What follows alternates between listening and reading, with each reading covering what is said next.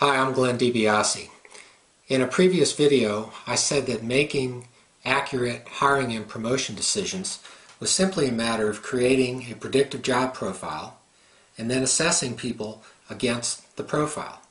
I made it sound real simple, but when you see that there's 1,001 pages that explains how to do that, you understand that there's more to it. And in this video, what I'd like to explain in a few short minutes is the kind of information you need to make hiring and promotion decisions that are more accurate, that would result in fewer mistakes, that provide a better fit between the person and the job, and that ultimately result in a staff, a leadership staff, that has more stars on it. So the first thing that we talked about here is creating a predictive job profile. And in this example, this is one that was created for a principal. And it's 11 pages long, and I wanted to give you just a few ideas of what's contained in it. There's a page here that describes job context, and context are things like decision-making authority that the person has, and you might be surprised to know that sometimes it's not clear what kinds of decisions you're going to allow the person to make. It has a section in here that describes the outcomes and the actions that you want the job holder to make. So, for example, an action could be recruiting, retaining, and hiring top performing teachers. There's a bunch of other actions. And then what outcomes result from those actions, and in this case, teachers who are actually improving student outcomes. And I'll give you one more example. An action could be to monitor curriculum implementation and place innovative ideas into practice. Again, there are other related actions there.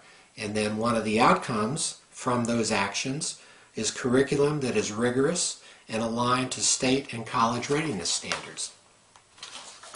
And there are a bunch of other outcomes and actions that have been identified.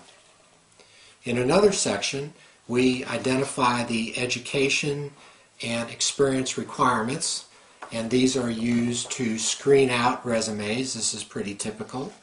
But we also identify the preferences that you want people to have, and that helps you give little pluses to people that have those preferences. So far, none of this is particularly unusual. We have another section here that identifies pivotal competencies. If you identified all of the competencies you wanted a principal to have, it would be a long list. And what we've identified here are pivotal competencies. Those are the ones that make the most difference in the outcome performance of the principal. So an example could be the ability to establish appropriate direction and standards for faculty and staff, or knowledge of current trends and practices at the nation's most effective schools. And we have several pages of pivotal competencies. We go a step further in this predictive job profile, and I've never really seen this in a profile before, but we identify personality characteristics associated with success. Now, we didn't make these up. These are empirically derived. They come from a lot of research on characteristics of effective managers. An example of this could be they're cooperative and friendly, but still able to voice their opinions. They can confront conflict even if they're not comfortable doing so. And there are a bunch of personality, behavioral descriptors empirically associated with success in managerial roles. We have another section on values, and if you understand the values that you want in the school, you can actually assess people against them to see the extent to which they're going to fit. And then finally, we have a section on derailers, and these are behaviors that would cause otherwise successful people to derail. And if you think about Tiger Woods or John Edwards, you understand the concept. So those are the pieces of a predictive job profile. You can see that it's derived from research, it's derived from expert judgment, and it's derived from a knowledge of your particular school. Attributes like mission, vision, culture, goals, challenges, those sorts of things. Once you have the profile, it puts everybody on the same page. We now know what we're looking for. I think that's important because you need to know what to assess, and because oftentimes I see conflict with the hiring team because they never agreed up front what it is their model was. The model was in their head. Now we've got it on paper and they've agreed to it.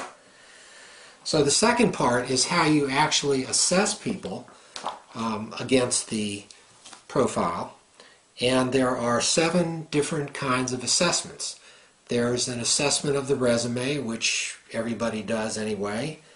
There's a structured interview that's based upon the predictive job profile. There's an in-basket, again based upon the predictive profile. There's a personality assessment, an assessment of values, an assessment of derailers, and a cognitive ability assessment. And it gives you a lot of good information about the candidate. And I'll give you one example. We had a candidate go through an in-basket assessment. This is actually some of the work of the principal. There's 40-some pages here. They had 3 hours to do it.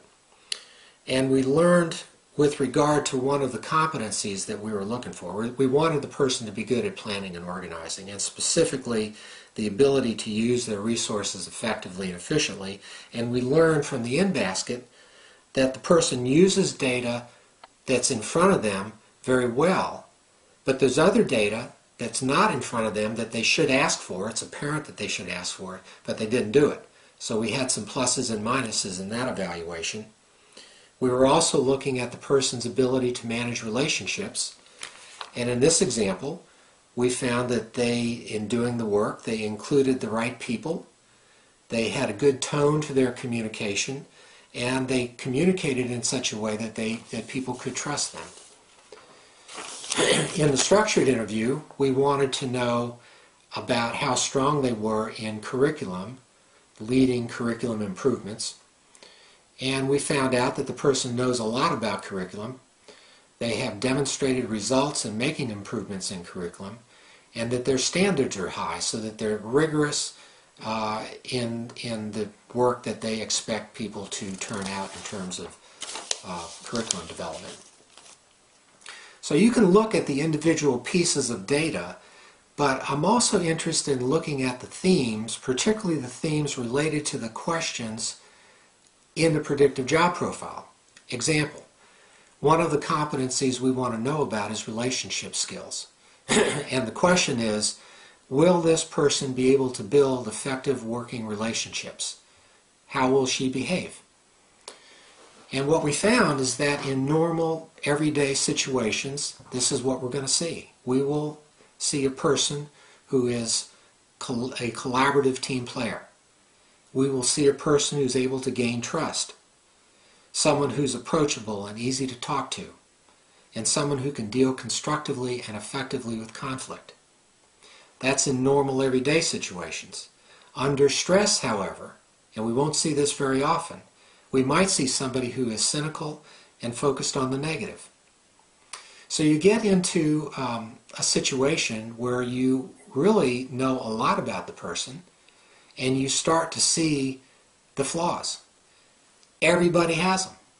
And the decision that you're going to have to get into is the flaw fatal, and we ought to rule them out, or is the flaw something that we can live with? And being human beings, we all have them. Now, how did I come to those conclusions, what we think we're going to see in this person? I went back to the data. In the in-basket, we saw that she included others, and she communicated in such a way that she was able to gain trust. In the structured interview, we got very specific examples of how she deals with conflict. In the personality assessment, we learned that she builds relationships well, and she can also deal with conflict appropriately. In the values assessment, we find that she likes being with other people. And in the derailers, we found out that she can be cynical and focused on the negative. Again, when she's under stress, when her guard is down, it's not something that you would see normally. I'll give you another example. One of the questions we wanted to know, based upon the predictive job profile, is will she have high standards and lead continuous improvement in curriculum and instruction? What would you expect to see from her? Well, we learned from those same assessments that she knows a lot about curriculum and instruction, that she values being the best, she has very high achievement standards, and she likes to lead. And we would expect, based upon all of this data, that she would do well in that regard. So we know a lot about the work, we know a lot about what we're looking for in the worker, and we know a lot about the candidates. I can help you build a predictive job profile that's based upon research, that's based upon expert judgment, and that is based upon an understanding of factors in your school. You will know what you're looking for, and the members of your hiring team will all be on the same page, which isn't always the case. The second thing you'll know is you will have a good understanding of how a job candidate is likely to behave relative to what it is you're looking for.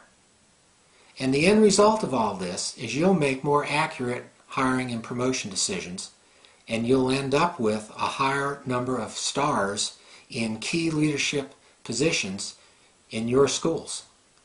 If you're interested in pursuing this further, call me.